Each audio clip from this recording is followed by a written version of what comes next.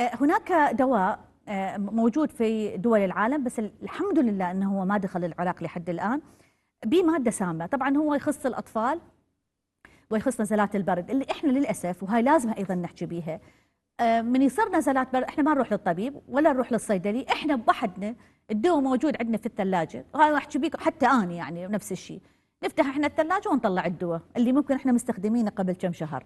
فهذا الدواء اللي هو اللي مضاد لنزلات البرد والانفلونزا هو بماده سامه ودخلت لكثير من البلدان، وهناك اطفال توفوا بسبب هذه الماده السامه.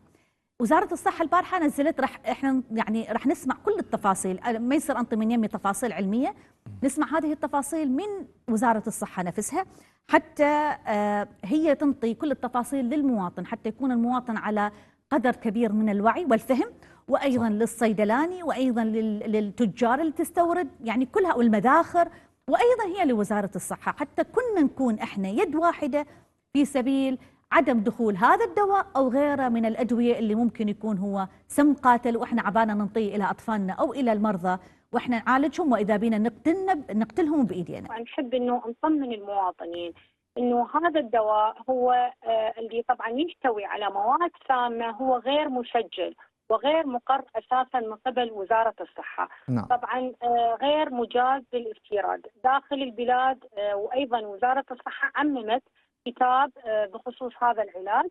وطبعا اي دواء او اي منتج دوائي يكون له يعني تاثير سلبي او اعراض سلبيه خطيره او يكون غير صحي، فبالتاكيد دائره الامور الفنيه بوزاره الصحه التابعه وتعمم على الجهات المعنيه سواء الحكوميه او غير الحكوميه، اضافه الى نقابه الصيادله بمنع تداول هذه المواد، وايضا محاسبه المخالفين. طيب. طبعا هذا الماده يعني هي ملوثه، اللي ذكرت هاي المادتين بالكتاب هي ملوثه بمواد اعلى من الحد السليم للاستخدام، اللي هي طبعا الداي ايثيلين جلايكول والايثيلين جلايكول. طبعا هاي المادتين هي اذا استخدمت بصوره صحيحه هذه واحد، لكن هي كانت ملوثه وبمواد اعلى من الحد السليم للاستخدام، بالتالي هاي راح تسبب لي سمين ومنها الى الوفاه اذا كانت بمقادير يعني تكون مرتفعه عاليه. هناك بعض من الادويه يتم دخولها، لكن هذه الادويه ان احنا نتحدث عنها تكون متابعه لها شديده.